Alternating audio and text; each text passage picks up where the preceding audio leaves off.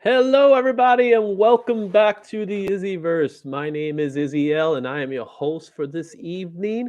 And we have a lot of stuff to talk about today, starting with our guest of the day. We're going to have Ken Knudsten interview in a couple of minutes. He's waiting in the lobby right now. But before we get started with that, there's a couple of plugs I want to put out. Starting this week, we're going to be talking about Batman. This is Batman week, guys, and everything we're going to be talking about is Batman movies all week long. I'm getting ready to give you guys what I think are the best Batman movies of all time, animated and live version, as well as talking a little bit about the actual Batman movie that's going to happen this week. I got my tickets ready, and I'm going to be seeing it on Thursday, and I'm going to be talking about it all week long with the guys over at Pro Culture Pros. I'll be in the Granny Peach Tea podcast this evening. Starts at 8:30. I'll be there a little later, but we're going to be talking about the Batman movie. I'm excited to talk about this movie, especially from everything I've heard today. All the great reviews that have been happening. Perfect, magnificent, best Batman movie since Dark Knight. So I'm really excited about that. Also, this weekend is a busy weekend for me because I'm going to be in the Bronx comic book show. I'm going to be part of it. It is free admission. Everybody's welcome to come over in the Bronx, East Tremont Avenue. Come say hi. We'll have some giveaways, and there'll be some guests there as well. A cosplay show will be going on, and there'll be a contest there. So come in your best costume. I'm going to come in and dress as a comic book artist like I always do every year. Then that Sunday is at Revolution, AEW Revolution. So I'm going to have my reactions, results, and reviews. And we'll have our pals again come over, Jorel and Todd, who are planning to be part of the AEW Revolution. We've been waiting to talk about AEW for a while now. So we're looking forward to having this one. And lastly, I want to plug my friends over at Squiggy's Dugout. Squiggy's Dugout is found in New Rochelle. They're a nice comic book shop. It's a great comic book shop. I love going there. The atmosphere is fantastic. Everywhere you turn, there's a comic book. So go to Squiggy's Dugout. It's found in New Rochelle. And if you need a comic book shop, this is the shop that's for you. Tell them that Izzy said hi. The guy who's running it, his name is Peter. You could tell him that you're interested in all the books, and we have a great pull list, and I hope you guys have been watching and enjoying the pull list that we have every week here in the IzzyVerse. I do my best to get the best books out for you. Whew, that was a mouthful, but now let me introduce to you someone who I've known for quite some time now. I think I've known him for about 10 years. He's the artist, writer, creator, storyboardist, illustrator. He pretty much is a guy that does it all. Popular for his graphic novel known as My Monkey's Name is Jennifer. He's also done some work with Marvel Comics, and he's done some other stuff. And you can see his work in different places. He has a couple of murals that we'll talk about a little bit. So let me introduce to you guys Ken Knudsten. I always get your last name. I'm like, how am I going to say his last name properly? But it's Knudsten, right? Knudtsen, close. Knudsten. You see, I got it right before. Yeah. Hey, what's up, Ken? How's it going? What's going on, man? So talk to me, man. How are you doing? What's going on? What's been up? I mean, for everyone out there listening in the IzzyVerse, I have known Izzy. I want to say it's longer than 10 years because I've been down here 5. Mm-hmm. We've known each other since the beginning days of Pronto Comics. I think that's that's 14, 15 years now. Yeah. It's been a long time. Plenty of Jerry and I coming to talk to you guys, and then plenty of portfolio reviews and drawing contests and comic conventions. So yeah, it's been a while. Mm-hmm. Yeah, and one thing I always love going to a Comic-Con, seeing you, and you always have the football. So you always be prepared for the football toss by Ken. Where did that come from? Where did that tossing the football come from? Well, first off, we got to say what kind of football. When the XFL first came out, because we're getting ready for round 3 on that right now. When it first came out, I was super psyched. I'm like, all right, I went to Modell's when that was still a thing, and they had a whole wall of footballs, and they were like $80 each. I'm like, I will see you on discount. So by the end of the season, when no one was watching anymore except me, I got in there, and it was like $15, and then on sale on top of that. I'm like, I'm going to grab you now. But it's nice to do something a little physical, like to loosen up and stuff at conventions, because, I mean, you know this, but for anyone else who hasn't exhibited at conventions before, if you just sit down or even stand up behind the booth, you get a little fidgety, you get a little locked up. And those are long, long days. And most conventions now are at least 3 days. So I know in Artist Alley and stuff, there are plenty of downtimes where like there's nobody around, just how the crowd moves around and stuff. Mm-hmm. So like that's a good time to loosen up a little bit, get a little jog in, run a route. And usually by the time the second or third miss and the ball bounces at someone else's booth, that's when you know it's time to call it. Is it usually when someone's drawing or something like that you might get someone? We never had any bad instances, but we had a couple of close calls where everyone just freezes and like, all right, so we're going to get back behind the table now. They just pick the football, be like, just like a like cartoon or something like that. Exactly. XFL. So as you already know, we talked earlier, I'm a comic book and a wrestling fan. So the minute you say XFL, okay, I was sold. Yes, but I am one of those that did watch the first few games and then, I tapped out because first of all, football's not in my nature.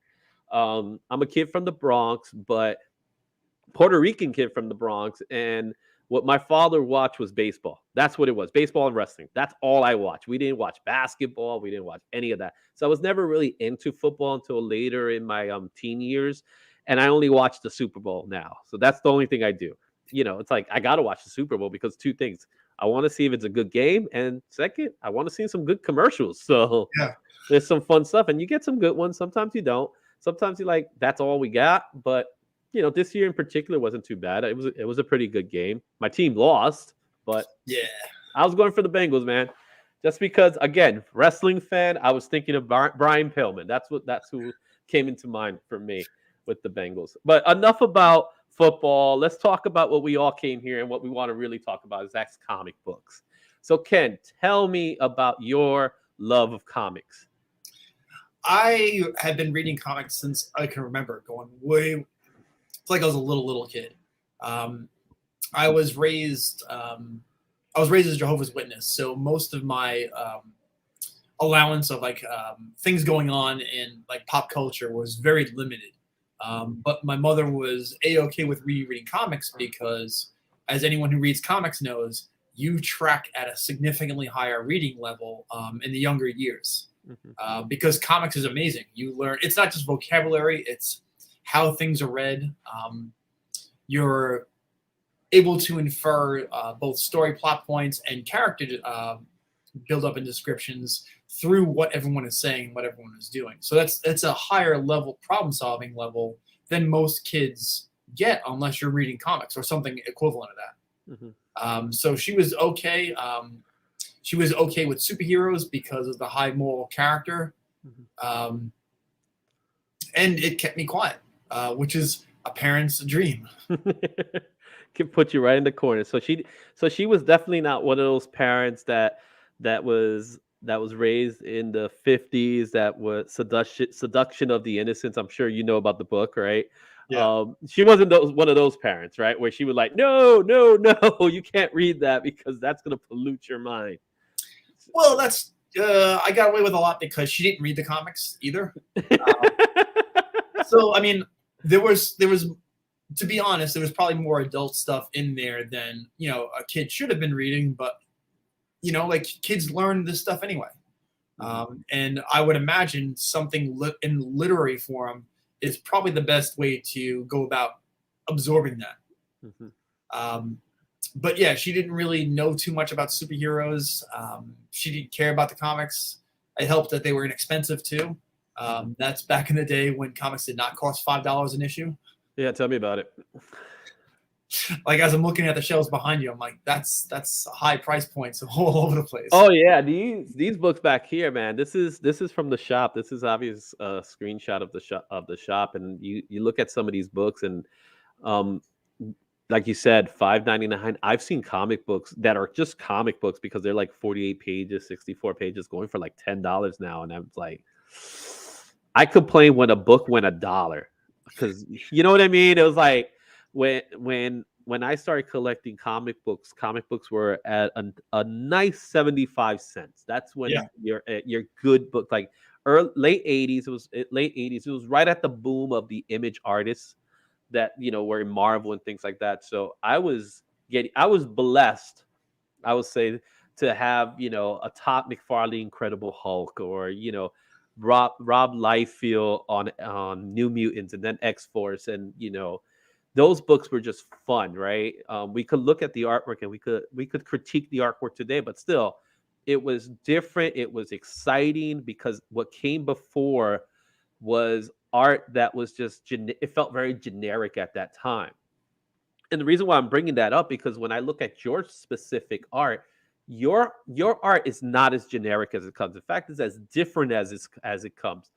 Before we start even looking at some of the art, what can you tell me a little bit about your art style in particular and how it came across?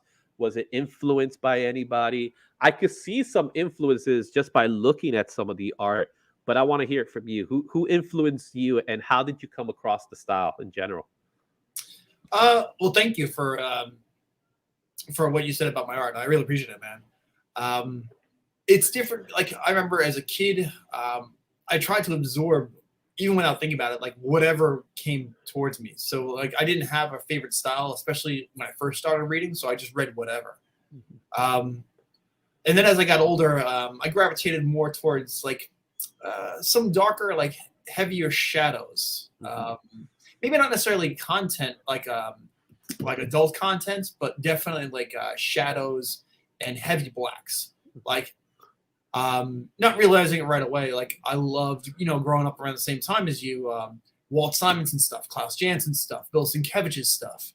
I definitely see Sienkiewicz's. I definitely see Sienkiewicz's. That's the closest thing to Sienkiewicz's I could think of. I mean, when the X teams reconfigured and reformatted, yeah, I love Jim Lee. I love Mark Silvestri, especially because the Outback Australian X-Men team was my favorite. But man, I love Larry Strowman's X Factor. Like, it's all shapes and heavy shadows and dynamic, like Walt's too. Like, it's dynamic positioning of characters. I started picking up on, like, John Workman's lettering, how those shapes kind of work together with the shapes of the characters. Closer to college, I loved John Paul Leon's, Tommy Lee Edwards, Sean Martinborough, the Buscema's. And then in college, I was lucky enough where Klaus Janson and Walt Simonson were teachers of mine, but also John Ruggieri and Jack Potter. That's more fine art, like illustration kind of stuff. So a little bit of everything, very shape oriented. Mm-hmm. Like if I had to draw you right now, I'm already seeing like what kinds of shapes I would break this up into. Mm-hmm. I'd have a lot of fun with the lines on your shirt, especially because your t-shirt is just a flat color, Mm-hmm. so that's a nice balance between texture. Like you just like have fun with the lines, and a flat color there. Yeah, a little bit of everything. And when I went to SVA, instead of going to the Kubrick school, because SVA is more like you take whatever kind of art classes you wanted. Mm-hmm. So I took a lot of illustrations, some painting. Sculpture really didn't take too well for me, but it helped look at things in 3 dimensions where each one of those things did affect my art. Mm-hmm. Yeah, and I noticed you mentioned someone like Larry Strowman, his work in X Factor. I always remember what I loved about his particular style was his faces. When I look at his faces, they were different. They weren't the same character face. Like, everybody seems to draw their faces. The eyes are similar to the nose is similar. The mouth is similar. But with Larry Strowman, it's like, dare I say, if one of those characters was a brother, you knew it was a brother, right? Kind of like you knew it, right? And it wasn't like blackface type of thing either, right? It wasn't meant to be. It felt, or I love seeing him draw someone like Luke Cage, right? Because he felt powerful, right? And it felt right. And when you talked about Walt Simonson, how he had to deal with these Norse gods, they always had to be big and fantastical. So it worked. And another thing I enjoyed about those guys, which I also enjoyed about you, is the fact that they don't really have any straight lines. The lines are there, but nothing's really straight. It's not like you have a ruler in a hand and just making your lines. You just go wherever, pretty much whatever your pencil takes you, wherever your pen takes you, and things like that. And I see that, and I love seeing that in particular in art. I forgot who was. I think it was Kelly Jones, another dark shadow guy. Kelly Jones was mentioned once that he doesn't like to use rulers even for panels. He likes to create the line because it's something more organic to it. And you see that. I see that a lot in your work, and I see that a lot in those guys' work. So, let's take a moment. Let's take a look at some of your work here. So I do have some stuff here that I want to talk about. So let's go ahead and add it. Let's first start with your baby, right? Jennifer, right? My monkey's name is Jennifer, and here we have a mural of the famous cover that you had. I want to talk about this mural before we even get to talk a little bit about the comic book and your inspiration behind it and your thought process. So where's this mural at, and how can we see it? All right, so I'm currently in North Carolina in Charlotte. I've been here for 5 years now, or it'll be 5 years next month. And I was very fortunate that I fell into a group of artists, like my second full day here. And one of them is my buddy Osiris, and he's able to make a very good living doing murals all over the world. So in the studio building that we were in, which is here, he rotates artists around for a yearly event he calls Can Jam. And one year he's like, Ken, do you feel confident enough to try one? And I'm like, no, but yes. Because I'd never done a mural before. So he was able to walk me through some basics. I picked an image that I loved, and I thought I could translate well on a larger scale without going crazy. I learned fun things like get a ladder that's bigger than the building you're supposed to be on, because when you're up at the top, 20 feet up, and the ladder only goes 16, you're on the top rung, leaning against the building, leaning against the wall with a can of paint and a brush. And that's not the safest or most reassuring place to be. So you get it done in one shot. Yeah, you don't want to live anything like National Lampoon's Vacation, right? Exactly.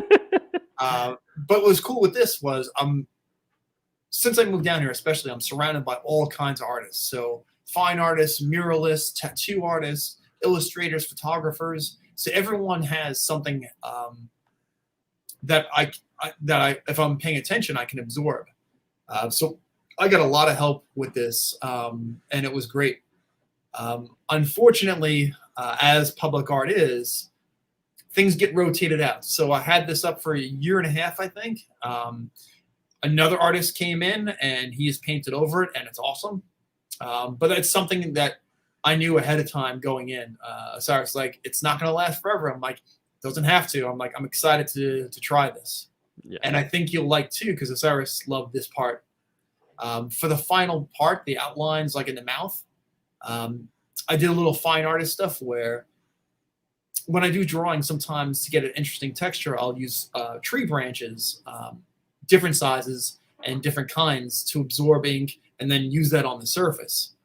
And that's how I finished this one off. I dipped a thick branch into the paint and did some scraggly outlines around the teeth and the mouth, and that was the day. Oh, sweet. So I'm saddened that we don't get a chance to actually see this, but it's also nice to know that if you ever go there and you pass by, you can always say, my drawing's in there.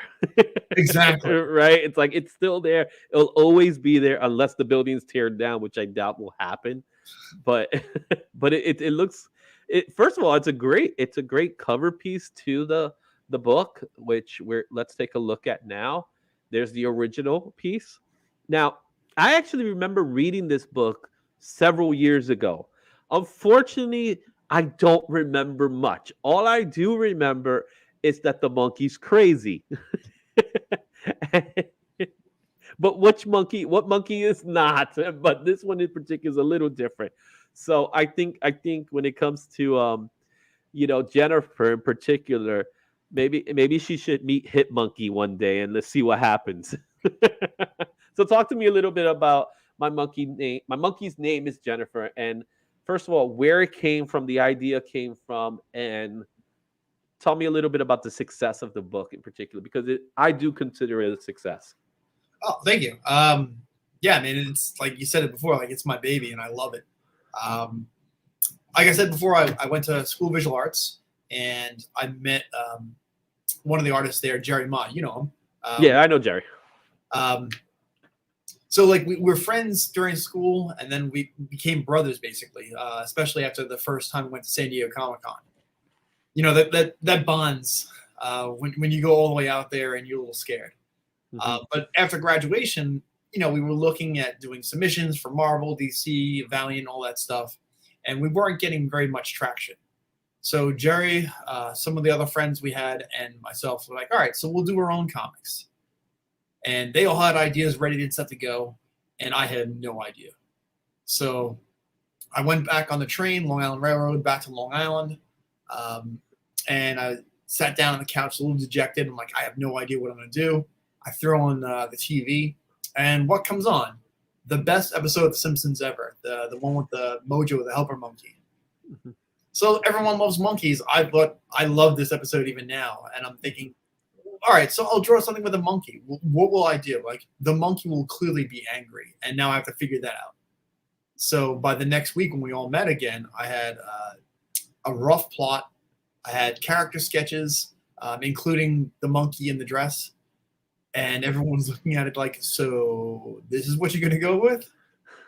I'm like, yeah, I think this is the winning hand for me.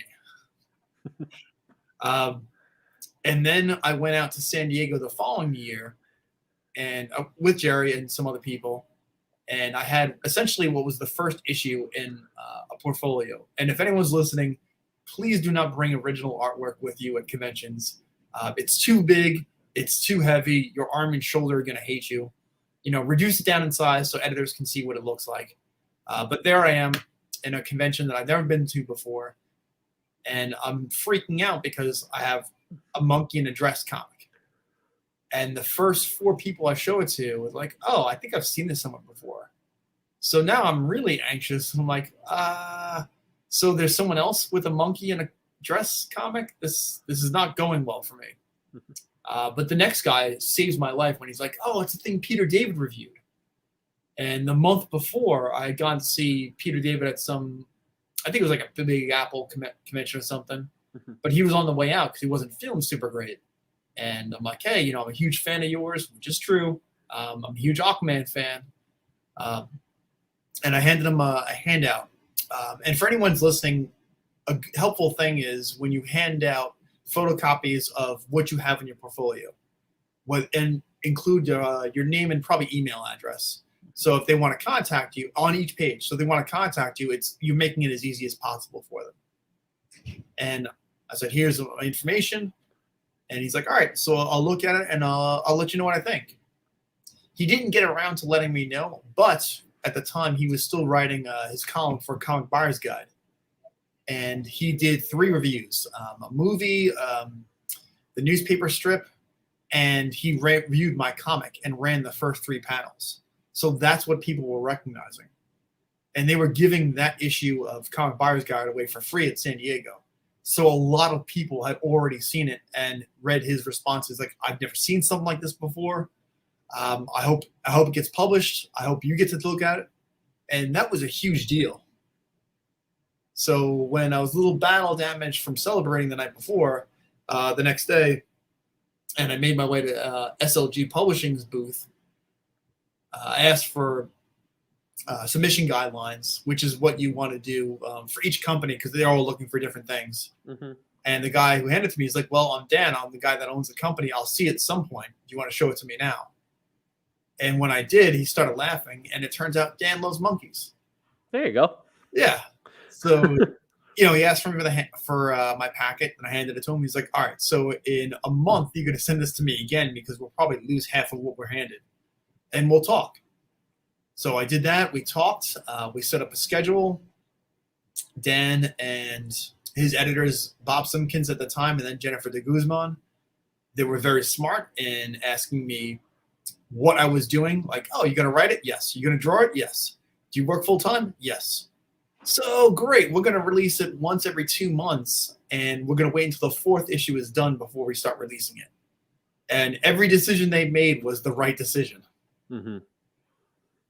Yeah, especially when it's like it's your first publication, right? You want to say you're gonna make it as quickly as possible, but at the same time, you want to make it as perfect as possible with the time you have. But a deadline is so important here, and I completely understand why they decided, hey, let's wait 4 issues before we're gonna release it, because at least it gives you time to get to the next one, to get to the next one, and get to the next one.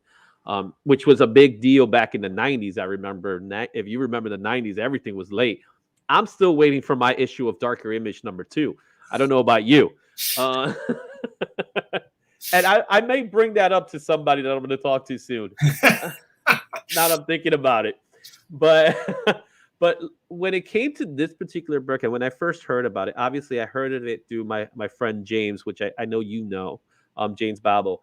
And he told me about it. And at first I wasn't aware of it. I'm very much the classic superhero comic guy, right? Yeah. My books are Batman, Spider-Man, X-Men, and so forth. And when it comes to indie books, I don't know, at that particular time, I just wasn't really into indie books at the time for certain reasons here and there. It was just accessibility is probably the biggest thing, right? It's just not easy to get indie books. You have to go. In my case, you had to go to downtown Manhattan to the Village, and Forbidden Planet was the place you had to go to get these books, because Midtown Comics didn't exist at that time, or any other big time books, or St. Mark's Place was another one. I used to love going to St. Mark's Place over in the Village. But when he showed me this and he told me about it, I immediately was like, a monkey.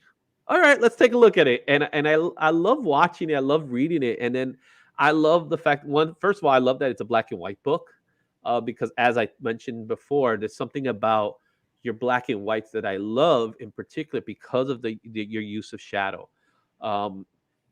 When I like to draw, I do like to use a lot of shadows in my technique. I took a lot out of Joe Quesada's style. If you remember Joe Quesada's style when he was doing Batman, and then he did his own creator stuff with Ash. If you remember Ash, and of course his Daredevil run, and there was something about the way he used blacks that I really enjoyed, and I adapted to my particular style as well. But then I was looking at this, and I just saw how in some pages you balance it out so well. So we look at this first page here, the 6 panel pages with the monkey, and I noticed that the monkey's the blacks, but everything else is in white, and there's no real gray tones in place, but it works. And then if you look at the next page that I have here, you see the different panels that go along there. It's like it's hard to see it from my perspective because I have a smaller view, but it looks like it's either a bookstore or a packaging place, but I'm not sure off the top of my head. I may be wrong for both. But then the character in the bottom, the glasses, the whatever they call those, binoculars or something like that. It just looks so good, and it's such a great contrast that I see. Talk to me a little bit about about Jennifer's monkey in particular, and what the story is about, and really how you were starting to create this character and become really a cult classic now, if you to say the least. That's why I'm saying it's a very successful book and became a cult classic. And dare I say, you were in the right place at the right time. Right. And I must say there was a bit of a stroke of luck, but talent is very important as well in this process. So talk to me a little bit about this stuff here. Like my pitch for the book is like, oh, it's a cute story about a little girl and a monkey. I pause and the monkey's crazy. And for me, like that's a pretty succinct pitch. A lot of my work background is in retail, especially as a manager. So it's incredibly, like everyone knows when you've walked into a store and some sales associate just starts screaming at you, like endless promos or product knowledge, and already you're drowning. So I was forced through work to figure out how to pitch succinctly and not bother people with it. Mm-hmm. So that's a really important thing for me with Jennifer, because it's my baby, of course. So for me, it was important, especially like that first page with the 6 panels where all you see is the monkey. That's how I start off every new story, because the boxes with the 2 lines around it, that's the monkey's thoughts. And if the reader doesn't figure that out, then they're kind of lost for the rest of the story, however long they're going to read. So I try and make it as graphic a solution as possible, which is why Jennifer's fur is never a gradient. It's always just flat black, like you picked out. And that helps focus for the reader, the line work around the eyes and the mouth, because that's where Jennifer's emotions always come from. And then I get to sneak in a hand because I love drawing hands. Mm-hmm. So eyes, mouth, hands, like that's how you see whatever level of anger Jennifer is at right now. Mm-hmm. And for the other page, in terms of like backgrounds and characters in the environment, one of my favorite classes at SVA was John Ruggieri's drawing on location. So we would just go with the drawing board somewhere in New York City, sit down and draw. So I love drawing backgrounds. I love drawing characters in backgrounds, which makes editors and writers very happy. Mm-hmm. So for me, I have plenty of practice, because I still do it now, incorporating people in backgrounds, combining like dark shapes from the background into the foreground or with the characters. It's a lot of fun for me to do, like challenge-wise. Mm-hmm. Yeah, and it looks great. Again, with the monkey, with Jennifer in particular, the facial expressions are there, right? I talked to somebody, and I remember reading the article. What's more important in a comic book, the art or the writing? And of course, there's always a debate whether the writing should be better or the art should be better. I believe that the art is what draws the people in. The writing is what keeps the people staying. That's how I look at it, right? Yeah. So in this particular type of medium, your art has to speak before the words do. It was one of the reasons why, Stan Lee and Jack Kirby were successful. First of all, because they kept their work grounded, but more importantly, it's because Jack Kirby's art stood out in a way that nobody else did at that time. And all Stan had to do was just say, okay, let me put a word balloon here, let me put a word balloon there, let me put a word balloon there. And then the story is now folded into what it becomes. So, I think the art is so important, and some people tend to forget that part. Especially when you read a script, you can read a script and it's just layered upon layers of, dialogue or details that come along. I don't know if you've heard the famous Alan Moore scripts and how they are. And it's like, oh my goodness, like, you know, to work with someone like Alan Moore in particular, will be like, it's everyone's biggest dream, right? He's like, yes, it's Alan Moore, considered one of the greatest writers of all time. But then when you actually look at a script and you're like, what was I thinking here, right? Um, and things like that. But you know, or Bendis.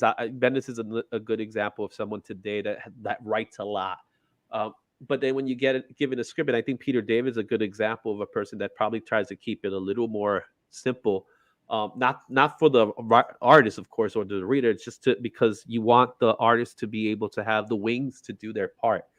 The nice thing about being an indie guy is that you are everything, but that's also a problem sometimes, right? Because you are everything, and sometimes you don't necessarily see that. I see a lot of guys, especially those that start off, make really the same mistakes all around, and I'm guilty of that myself, where you're drawing and writing as you're drawing, and I don't think there's many people that can do that. For your particular process, did you decide, let me write something and then draw, or were you doing the drawing with the writing?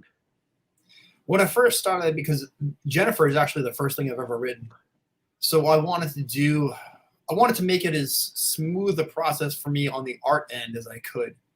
So one of the classes we took at SVA is writing for comics, and they break it down for me, which was great because I have a very structured headspace.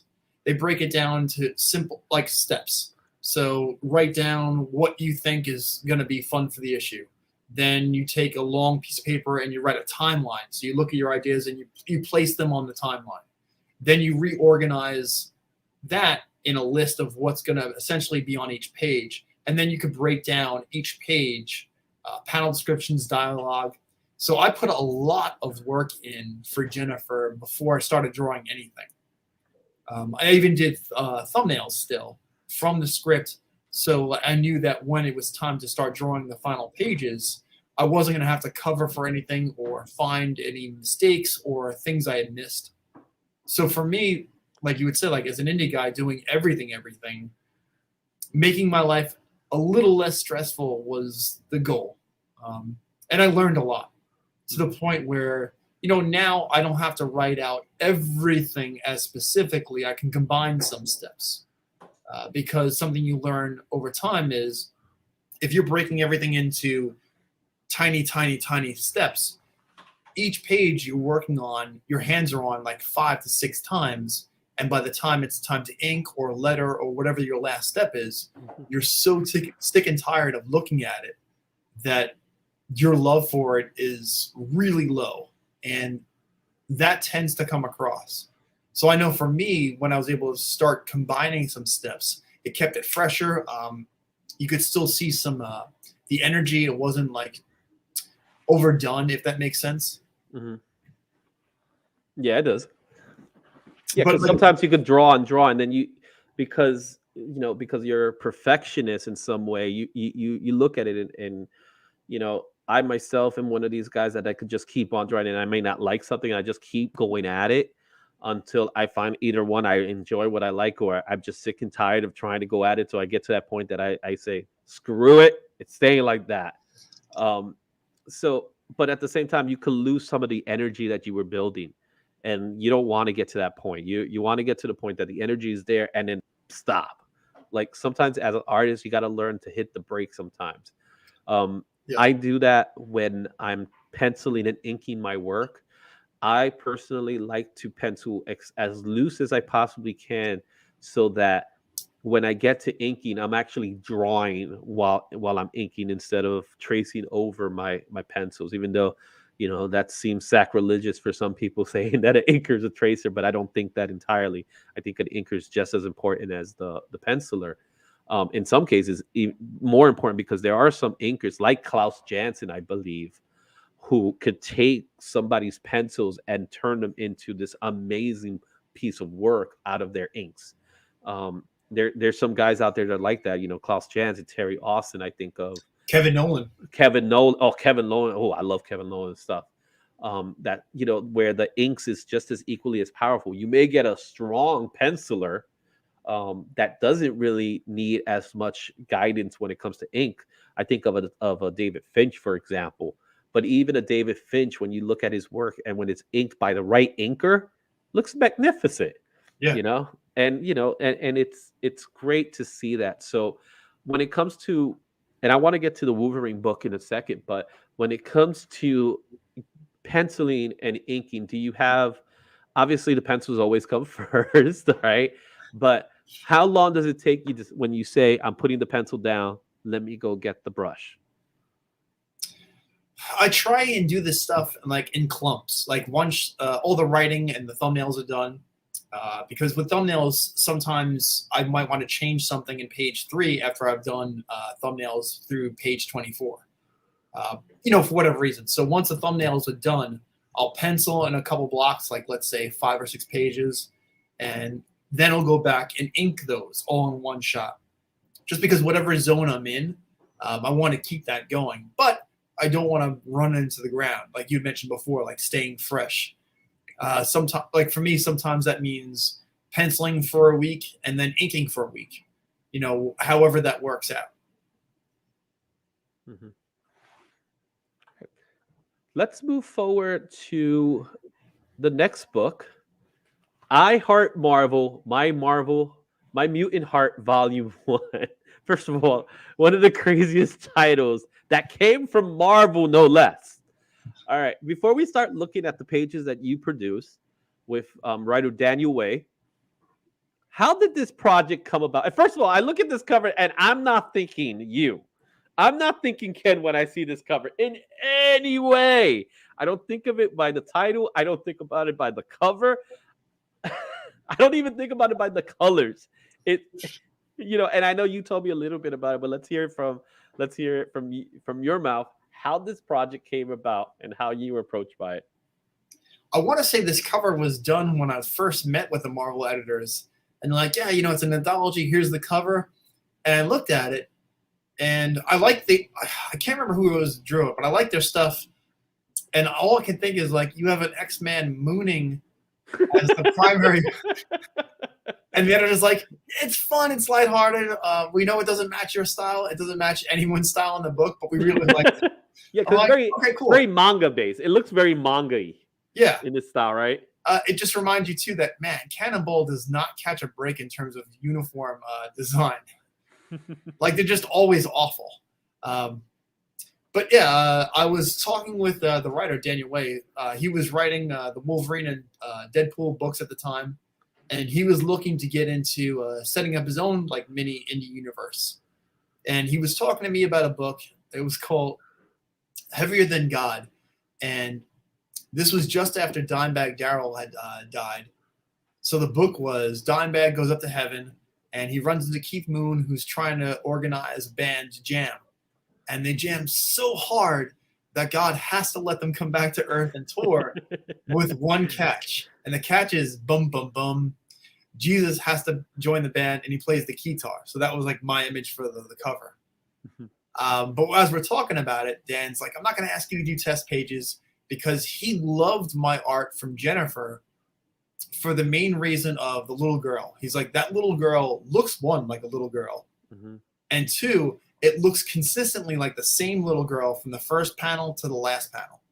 And that's important too. Kids are hard to draw. So are animals. So, of course, I chose to do a book with both of them. We put ourselves in those positions all the time. Yeah. I don't know why. It's like we want to torture ourselves. Because we're ready for the challenge. Possibly. I could draw a Wolverine, a Spider-Man, a Batman any day of the week, right? But you tell me to draw My Little Pony. Boy, is it tough for me. You know what I mean? And I don't know why. Editors, when they were coming into classes, when I've seen them do portfolio reviews, they always say like this nugget of wisdom to like groups of people. Like, I can tell what you can't draw by what's not in your portfolio. So like, I look at a city scene. Where are the people? Where are the garbage cans? Where are the cars? Where's the litter? Where are the storefronts that are other than just like straight lines? Like, where are the street lamps? Do they have street lamps? Where are the homeless people? Where are dogs. Where are cats? Like, if you don't see it on the pages, like, I know you can't draw it. So like that's an interesting thing. No matter how many times I hear it, it sticks in my head. But like for this, Dan was like, "How about if you draw a Wolverine story they're asking me to write?" And I'm like, "Oh, that sounds cool." And when he mentioned the title, My Mutant Heart, he's like, "Yeah, it's romance themed, but don't worry about it. Wolverine fights Nazis." Yeah, that's how you told me. It's like Wolverine fight. Yeah. Okay, that sounds a little more plausible. But in a I Heart Me book, so let's take a look at some of these pages here that we have here. Immediately, and this is one of the first stories in this book. Am I right? I think when you so, open, when you open it up, this is the first story you see, and it's like It's a total cemetery. concrete, right? Yeah, it's a cemetery. It's like, I could see a parent in particular, right? Because I'm thinking of a parent. They see this book, they see Dupe, and they're not thinking about the fact that Dupe is mooning us, all right? But what they see is, oh, it's a cute little, because it's very animated, right? It feels very animated, very manga based. I And know like, Wolverine from the cartoons. It's yeah, nice. and I know Wolverine. Look at him; he's so happy and stuff. And look at that cute boy in the background. Looks like a Backstreet Boy.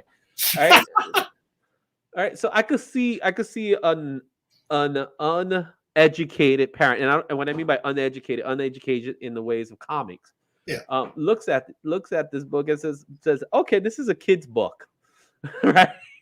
They take the book, they don't bother to open it, right, which happens a lot, and they buy this book and they give this to their, I don't know, their 6-year-old to read, and then when you open it, not to say that it's so graphical or anything like that, but you see this, it changes from what the cover looks, and you're like, is this the same book?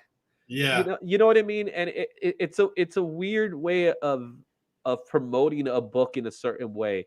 But let's talk more about these pages in particular, because I do want to talk about, this was your first Marvel project, am I right? Correct. Okay, so talk to me what it was like to do a character like Wolverine Logan in particular, because you got a chance to draw Logan not just in his classic yellow and blue costume, but you got to draw him without the costume. Yeah, man. Like every single one of us, indie artists, fans, we love the idea of the dream of drawing a Marvel character. So, you're not in the position to demand like Spider-Man or like whoever your favorite is. Like, I will draw whoever you give me. So the fact that it was Wolverine and Logan, I was really psyched. And I think it shows in my artwork, maybe not so much here, but like in general. One of my favorite depictions of Wolverine is from the Havoc Wolverine Meltdown. Oh yeah, that was like my first introduction to like a dark comic, right? Because it was an epic book, but it was being advertised in Marvel because it was Wolverine and Havoc. Oh yeah, oh I love that book. Kent Williams paints him like a giant gorilla, like just like that's shaved, but like not entirely shaved. So like that sticks with me. Like that was at the same time as when they were in Australia. My favorite X-Men teams, Moon Silvestri, and sometimes Ricky Leonardi were drawing it, with Dan Green inking them. So like I drew Logan a little bit more like that, especially with his hair. But I get to draw Wolverine. I get to draw Logan. It's a spy story, lots of shadows. Everyone was super psyched and happy with how it turned out. I was very happy with it. One of my favorite comic book colorists, Jose Villanueva. Mm-hmm. I think I just messed his last name up. But when I heard Villanueva, right? Villanueva. Yeah. So when they said like, I'm like, who's gonna color it? And they mentioned him. I'm like, oh, like a painter. Like he's like. So I love looking at. Oh wait, I got it wrong. It's Villarubia. Yeah. Villarubia. Sorry. Yeah. I'm looking at the on the other side. I'm looking at the captions information. So yeah, you did the work and you had Jose Villarubia. So you did the whole pencil ink part of it, and he just went in and put the colors in. Yeah. And, so many. I was excited for that. And it's even though it doesn't sound like it, it was a fun story. When you were talking about the scripts before, something that I really appreciated, Daniel's like, so what kind of script do you want? Do you want a Marvel script where I say like Wolverine's in a cemetery and go? Do you want a full script Like, what do you want? I'm like, I'm looking, like, usually when I talk to the writers, I'm looking for enough description to let me know what I need to draw. But I ask as close to the final script for dialogue as you can give me, so I know what negative space to allow for the word balloons and caption boxes. Mm-hmm. And I think that's something useful for anyone who's looking to team up with a writer or is looking for something other than they're going to do everything themselves. I mean, I always like asking, like, give me as much dialogue. It doesn't have to be final dialogue, but just let me know what kind of space to leave. Mm-hmm. Oh no, and it looks to me, based on what I'm seeing right now, that he kept it very light on the dialogue, right? Yeah. So that first page, you only have that one word caption right in the bottom, right? Everything else, he's letting you tell the story, which, as an artist, I love when they give me that freedom to tell the story, because again, you could say Wolverine in a cemetery. How do you want Wolverine to be? Where do you want Wolverine? Do you want him, in the foreground? Do you want him in the background? And there's so many things that come into your head, and what I'm seeing in this particular page here. I see that one establishing shot. Then we have a closer shot. It's not a zoom in, but a closer shot of Wolverine. From my perspective, it almost looked like he's dropping a 40s for his homie based on this view. Yeah, do you see what I'm talking about? But then again, he's pulling out this watch, right?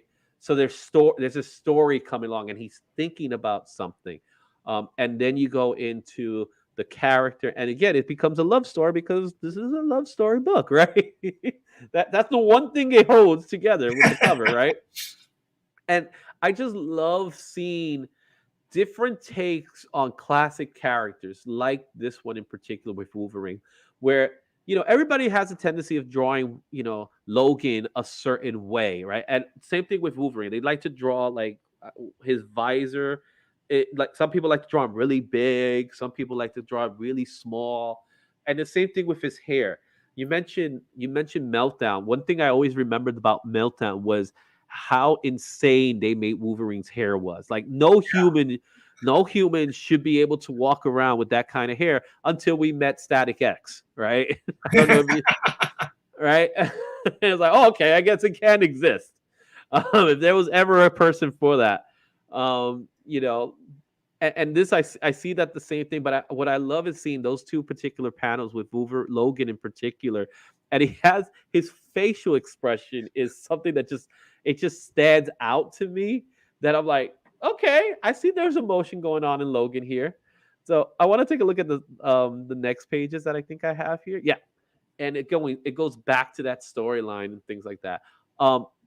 What I noticed here, and again, the difference, you mentioned the colorist, but I know from seeing your work, your inks by himself, again, nothing to discredit the colors. I think he's a fantastic colorist, and I love the way he kept the colors very muted.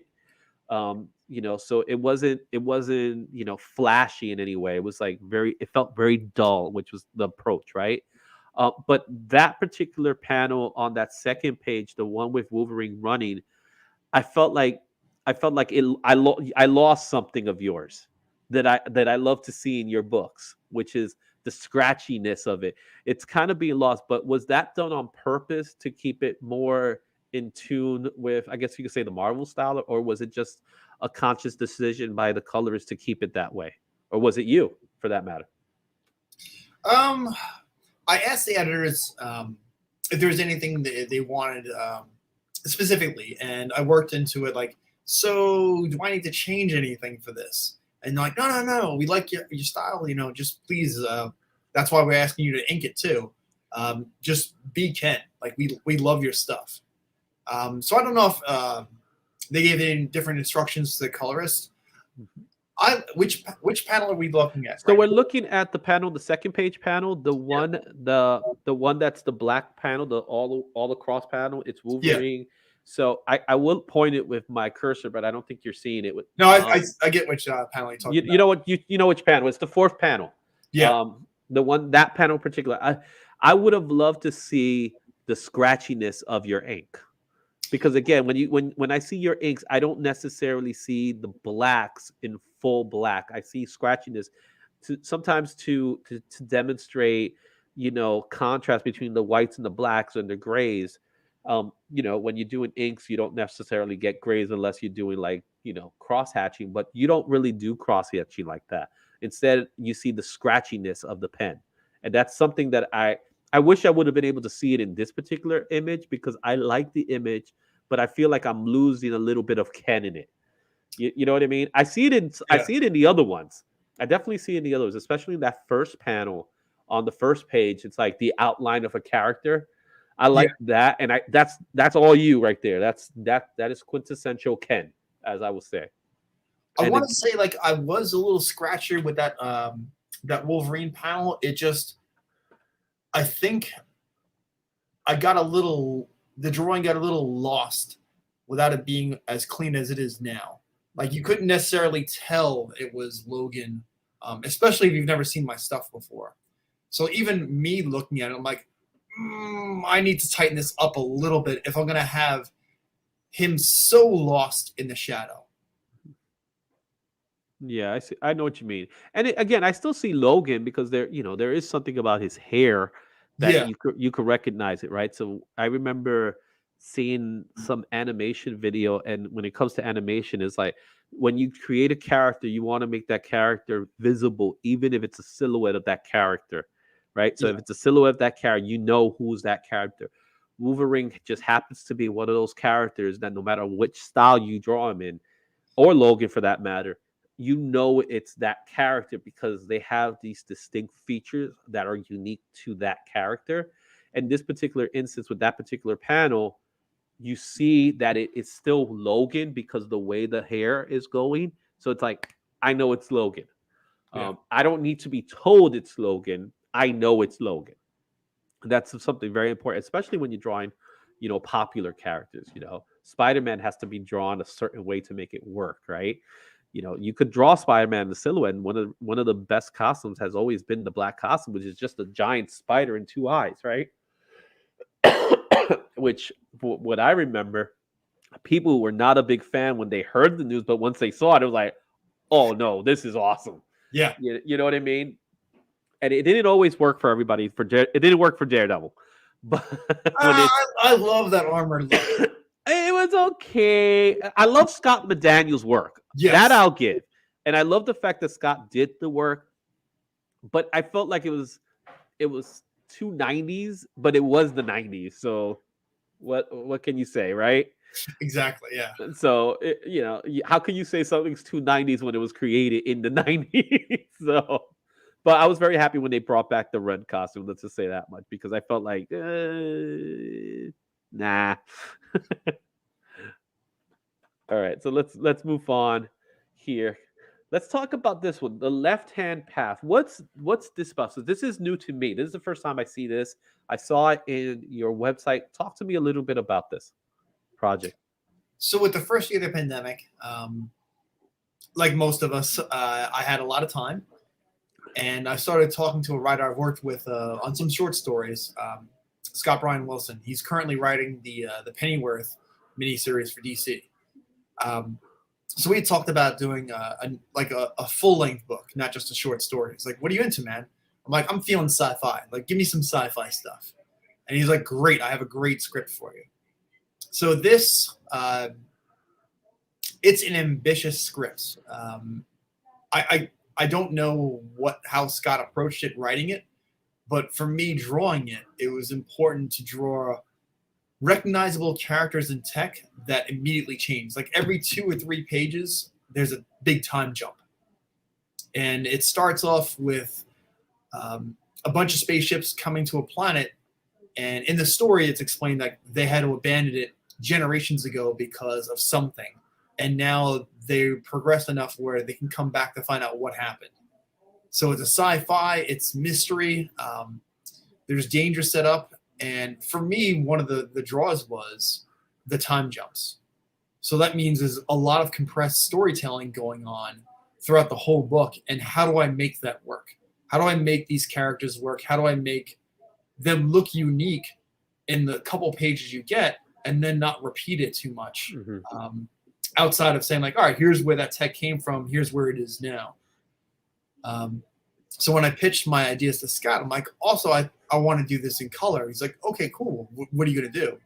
I'm like, I'm going to combine watercolors and oil bars. And I've never done that before, specifically on pages like 9 to 12 panels. But if you're cool with this, I'm willing to give it a shot. And he's like, yeah, I'd love to see that. So I got to try new things. I got to stretch a lot of artistic muscles. Up until this, I've never really designed tech like ships or doodads or whatever. So it was a very interesting challenge. I did a lot of sketches to build up ideas. I ran them past Scott. We talked a lot of communication with the writer. Mm-hmm. And I ran something I try and do with writers too. When I'm working with someone that's not me, is I'll send them thumbnails before I start penciling, just so we're on the same page. That is definitely wise. Yeah. Mm-hmm. And notes on the thumbnails in case it's not super clear what I'm trying to do. So for that second page that's up right now, the one with the horizontal panels, for me, something that's important too is letting the story breathe, like giving the reader a second to catch their breath. So, I love drawing backgrounds. I love drawing environments. But every once in a while, it helps to have like a bang, like just an image. It could be a hand. It could be like the head and the mask of that character right there. Just something to give the reader a second, like to pause. Yeah, and I immediately noticed the third panel in the second page. In fact, when I was doing the thumbnails, I grabbed that image because it was like it's first of all it's placed in the perfect place. It's not centered. It's off center, which I love. I love when people decide their placement of characters, and it kind of, you see the characters there. It almost looks like he's about to press a button from my perspective here. But it just, I love how his head is tilted upwards, and it's just so much storytelling without words. Another thing I've noticed from the looking at these particular pages that I looked was your choices of panels. Obviously, your writer usually comes up with how many panels should come up in a page, but in your place, you were having this. What appears to be, you wanted to make sure that there was symmetric, right? Symmetric in the panels, because you see the 6 panels, you see the 4 panels, and they're all the same size. Was that a conscious effort, or was it just, I'm going to make this 6 panels, and this is how I'm going to make the 6 panels, instead of just saying I'm going to put this panel here, this panel there? And we saw it again with the other images beforehand, where there were 9 panel pages, right, where it made it look like a window. Was there an idea behind that? Obviously, coming from a schooling background in place, I know there's a lot of conscious decision on how you place the panels and where you place them. I mean, when I do the thumbnails, I look at panel placement first. I generally have a somewhat idea of what I want to throw in the panels after reading the script a couple of times and making some notes and running past the writer. But like once it's time to draw, storytelling has been driven in my head from Klaus and Walt and a couple of the people. Like, storytelling has to be the main thing. Otherwise, you're going to lose things in the translation as you draw, and you're only making everyone else's job harder going forward. So tying back into when you mentioned Kelly Jones or Ted McKeever is another one of my favorites. Mm-hmm. With their borders, it's very much a part of their art and part of their storytelling. But there are times where that can be distracting, especially if there's a lot going on. So for me with this, I tried to keep the panels, the layout, and even the line work on the panels as simple and as straightforward as possible, because I didn't want that to detract from everything going on in the story. These are not lettered. These pages are not lettered, so there is lettering going. There is word balloons and captions going on. A lot of captions because of how many time jumps there are and how many gaps, intentional gaps in the story that the reader has to fill in on their own. So I need to be clear in my storytelling, and I need to make sure that the panel arrangements don't unnecessarily confuse the reader or the writer, when it's time to add the lettering. There are times when I do choose that, like later on in the story, but that's on purpose, and that's for the story because you're supposed to be unsure of what's going on. Mm-hmm. Great. Again, awesome work. I actually do want to read this book. So where can I get this particular book? Because I'm so interested in seeing it and reading it. And just like what's his name? Cropesy. I can't say his name properly. Cropesy. These colors are dope. I totally agree. You nailed the colors, man. I honestly thought you were a black and white guy, but when you throw your version of colors, especially the way these colors work, it's so amazing, so gorgeous. It's fine art at its finest, even though it's considered comic book art, right? I consider it fine art. I can see this in a museum, and trust me, I've been to plenty of museums recently, and there's some stuff that I still don't get, but this in particular looks fantastic.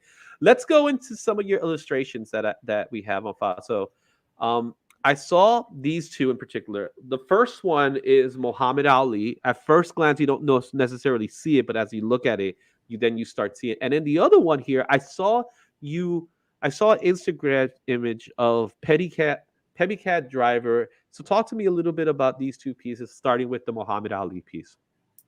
I'm part of a drawing group. Myself, Jerry Ma, Glenn Urieta, and then Andy McDowell, Bernard Chang, Sean Chen. And we started off a battle of the sketches. So we draw a common subject. We post it every Wednesday. Bernard Chang actually will draw it on his Twitch stream the night before most nights, which is pretty amazing to just see him knock it out. From idea to final drawing within an hour. So for me, I wanted to do something. I didn't want to just draw like a standard drawing from a photograph. So everyone, I hope, knows or will go find out that Ali had a lot of activism and a lot of pushback to the point of spending time in prison because of his beliefs and his convictions of them, which is incredibly admirable and inspiring. So for me, I wanted to do something a little fine arty. So I knew I wanted to do a big head and a pose of him boxing. So as I was putting it together, I was initially going to mask off some spots with tape, and then I liked how it looked on the side. I almost pointed to the screen, no one can see. But that helps. It's the one thing we can't do, right? Can't do the laser pointer. Like, you can see that right there, right, guys? No. But I liked how it symbolized the prison bars, because he spent time in prison because he refused to accept the draft to fight in Vietnam. He's like, none of them ever gave me a problem. None of them were ever racist to me. He's like, I have no problem with them. And the U.S. government's like, you're going to spend time in jail. You're going to forfeit your championship belt. Like he was pushed down hard by the government, by white America. Like we love him now, but at the time that was not the case. So I wanted to try and bring that across a little bit. I liked experimenting with tearing up newspaper, especially with letters on there. I just like how that looks. And one of the words I saw that just popped out in the newspaper ripping up was race. So I thought that was important to place by his mouth and the smaller figure, because he did talk openly about what it was like growing up and being an adult as a black man in America, especially once he converted to Islam. You know, like as bad as people treated him at first, it only got worse when he didn't shy away from who he wanted to be and what he thought he should be. Yeah, even his name alone, you know, when he, you know, Cassius Clay, Muhammad Ali, that was a big deal. We know him today as Muhammad Ali, and you ask anybody today what's his name, it's Muhammad Ali. But you know, if you go back to, and I always love the movie Coming to America, it's like his mama name is Clay, I'm gonna name him Clay, you know, so it's Cassius Clay. But just the importance of, you know, that change, that time that he stood to try to, first of all, become a better person, you know, and more importantly, make other people better through him becoming a better person. So yeah, I love it. I do see the newspaper print in it. I know that I do see the tape involved in it on it, and it's a gorgeous piece. I would love to see this in a museum someday. If I ever get a chance, this has to be in the museum somewhere, because this definitely is a piece you would see in the museum, as well as the other one, which is it's a little scary to me at first, but it is such a dramatic image. Talk to me about Petty Cab Driver. This was one of, I think, the 2 submissions I had done for. I almost cursed right there. I'm trying to remember the name of the organization. Oh, actually, I have it right here.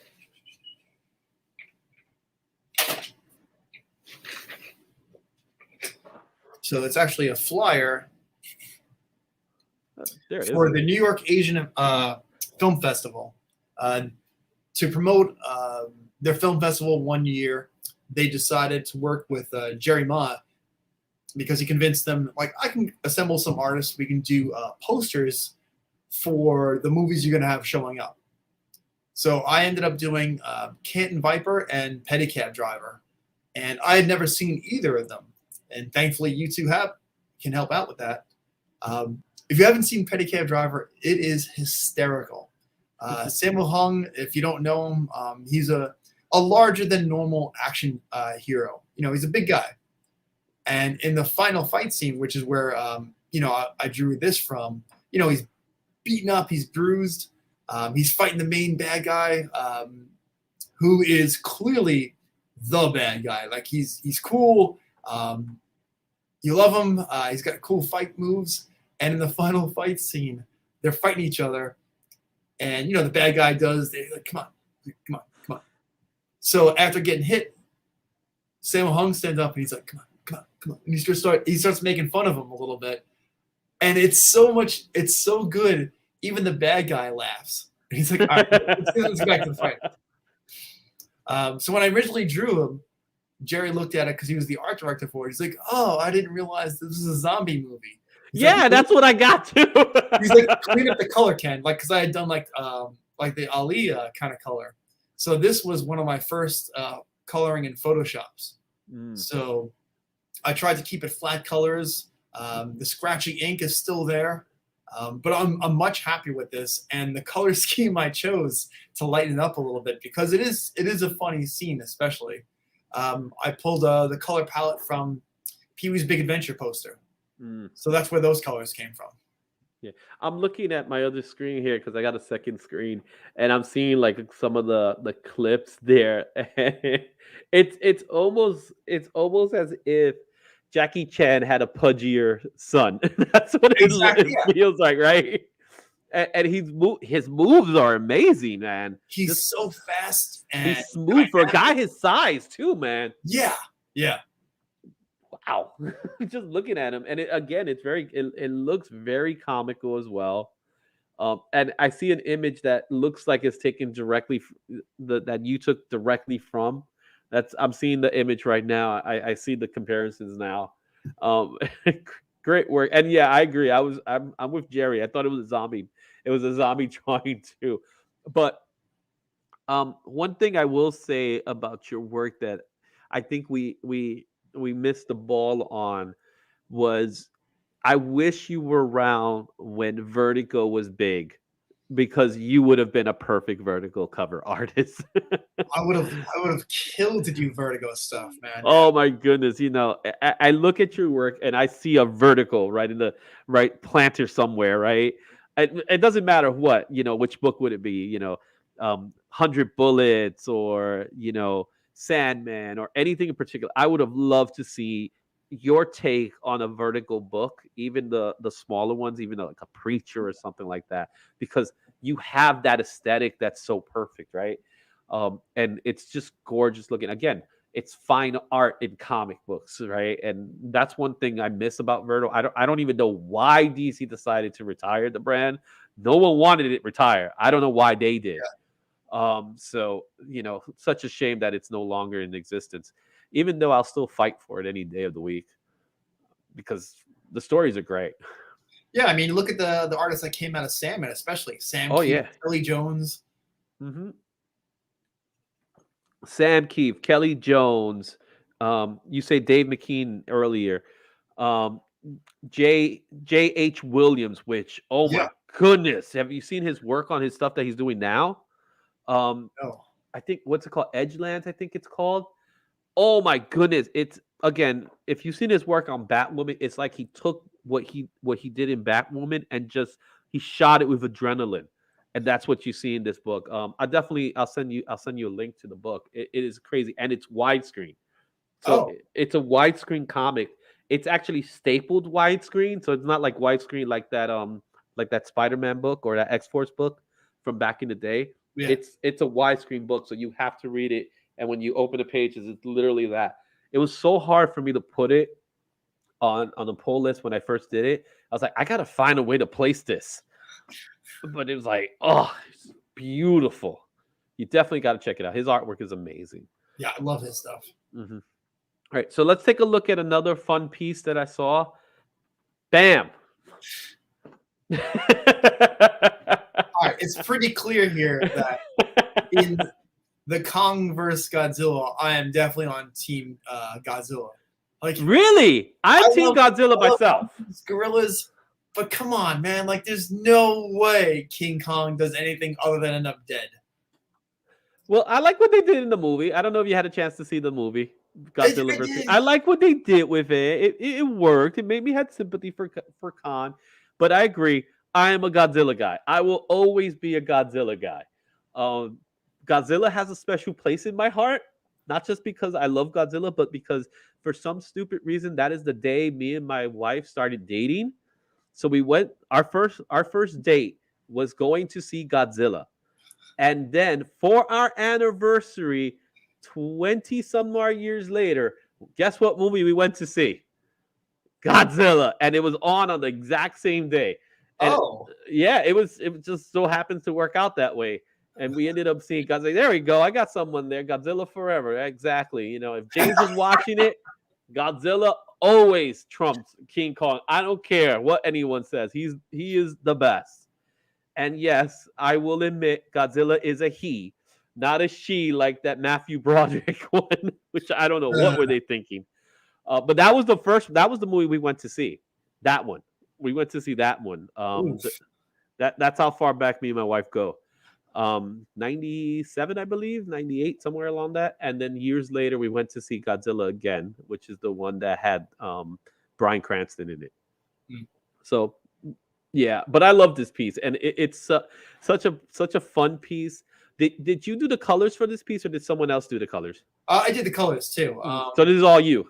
Yeah, I wanted to have fun. This was our battle of the sketches. I can't remember if it was Godzilla or Kong or them versus whatever it was. And I'm like, I'm going to draw them as a Street Fighter fight. So I'm like, all right, so what's Godzilla's finishing move going to be? And I didn't want to draw the breath. And I'm like, of course it's going to be a kick because he's got those ginormous like track star legs. And I'm like, oh, it's a nuclear kick. And I could hear like the announcer going, nuclear kick in my head. I'm like, I'm going to have fun with the type. I'm going to have fun with the colors. Man. Sorry, King Kong, you got a tongue sticking out of your mouth. I love the neat sound effect coming out of his mouth. So that's a fun one. And there we go. Friend of the channel. Go Godzilla. You know, we love Godzilla, man. I love Godzilla for so many reasons, man.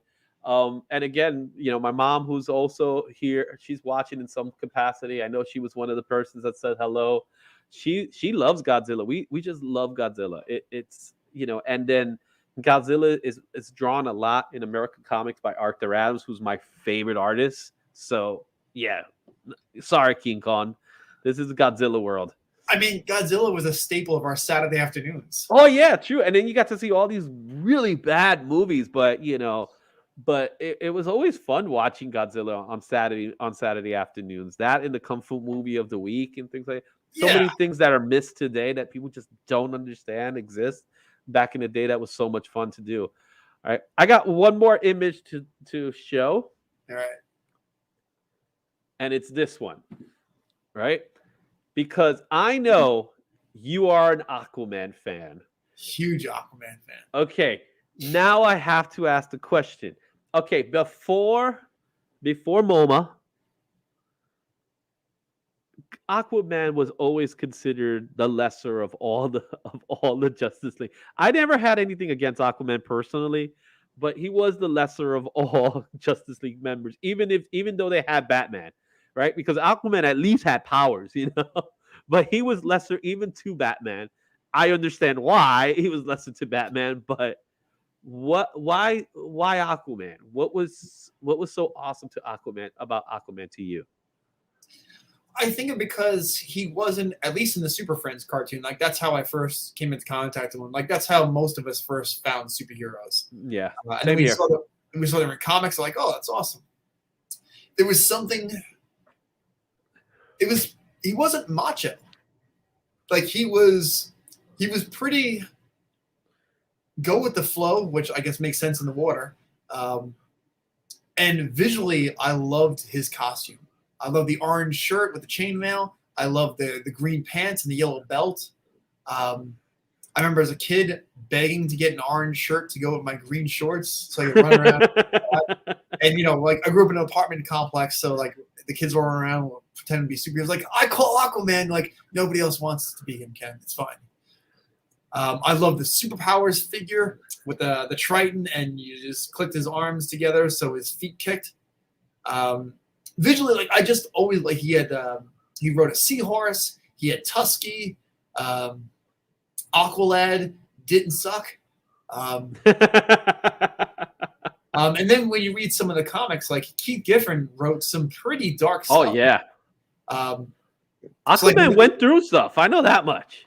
So when the movie came out, some of my friends like, are him and Black Manta like that? And I'm like, Black Manta accidentally kills Aquaman's dad in a fight. Aquaman chasing Black Manta accidentally kills his dad.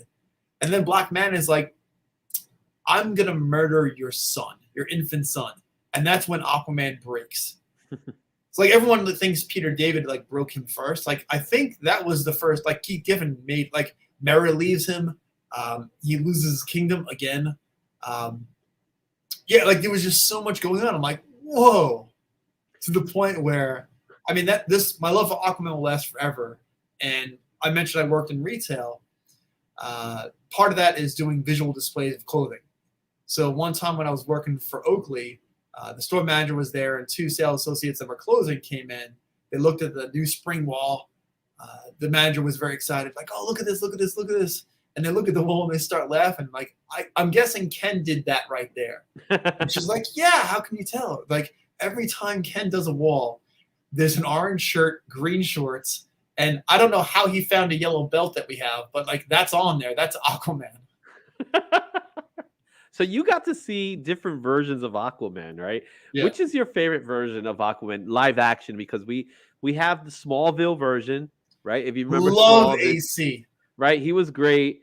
It's so weird seeing him in shows like This Is Us and things like that. I was like, that's Aquaman. He's in that. Yeah, he's in that. Oh no, I almost cursed again. Thank you, by the way. Yeah. Trying to be my best behavior, Ken. But yeah, like I love the Smallville Aquaman, AC.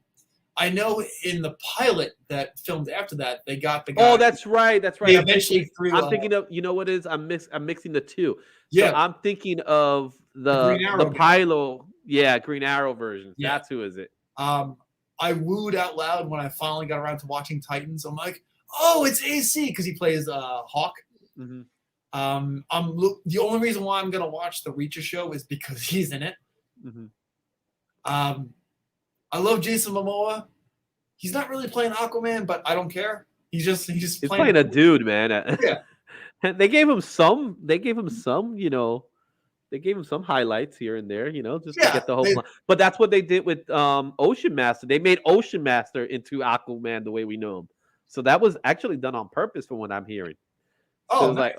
It was done on purpose. Like, we're gonna make him look like what everybody knows Aquaman to look like. So Ocean Master is technically supposed to look like Aquaman, the comic book version.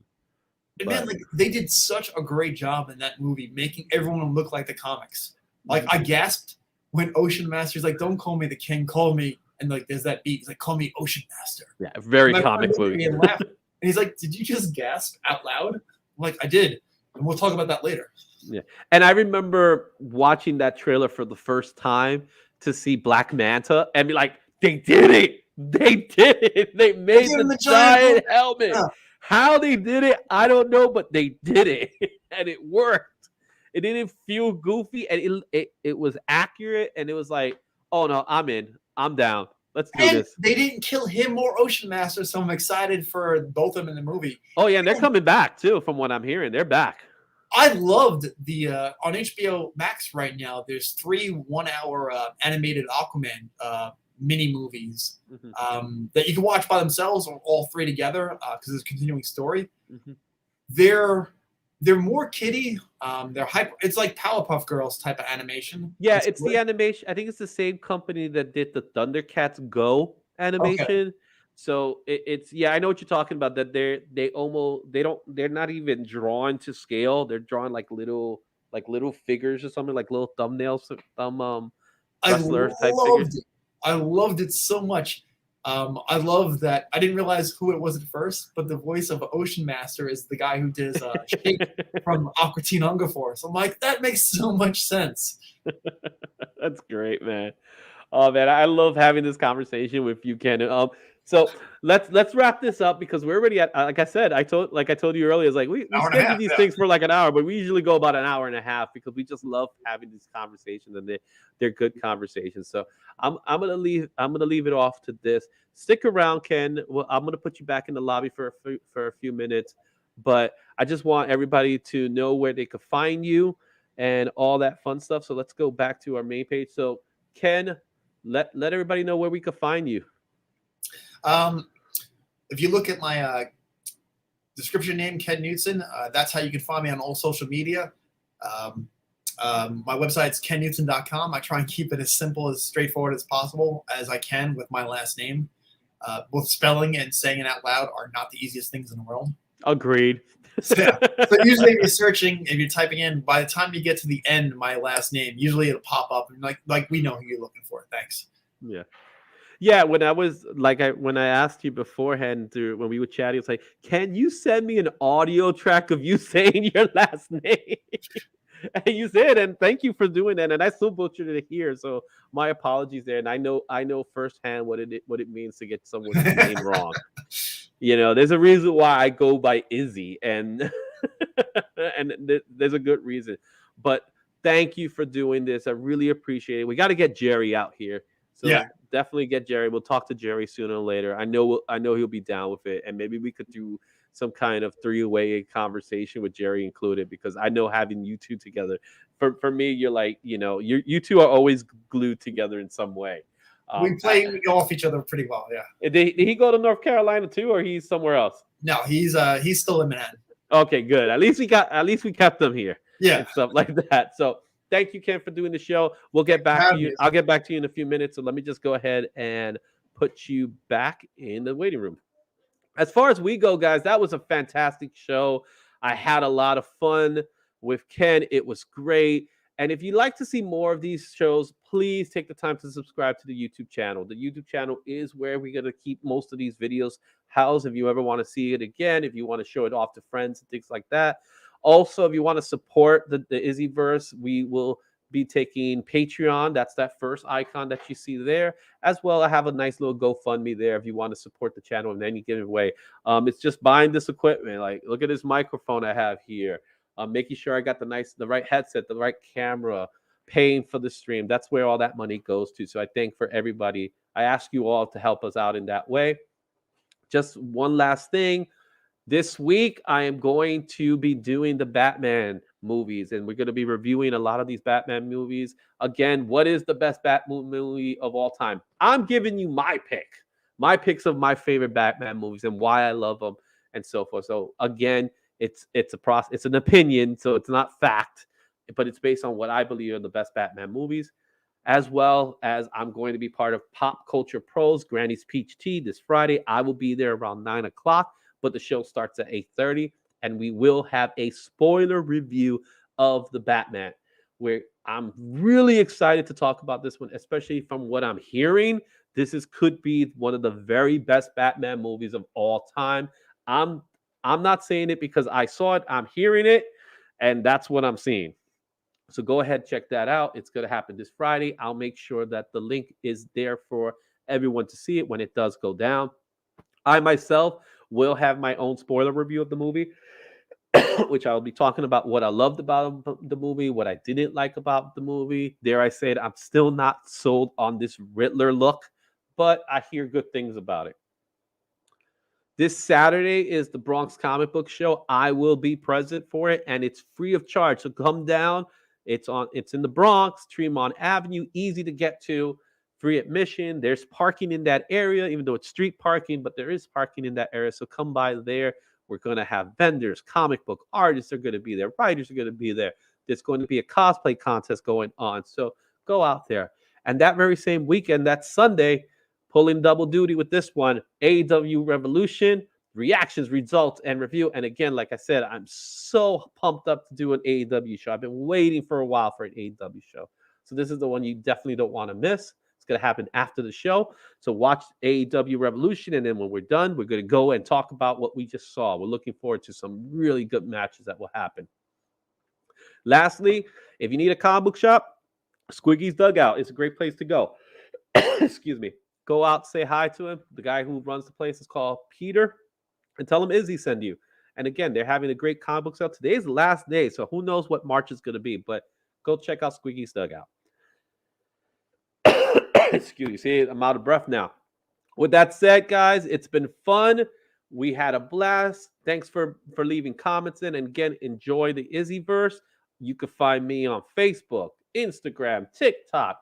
Subscribe to the YouTube channel.